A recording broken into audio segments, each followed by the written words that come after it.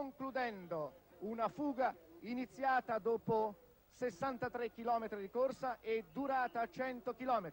Ecco Giancarlo Polidori che alza le braccia al cielo, ha staccato il suo compagno di fuga, il belga Billy De Geste, sulla salita della Tolfa, l'ultima asperità della giornata, ed ora in perfetta solitudine Giancarlo Polidori conquista il successo della prima tappa e la maglia di leader.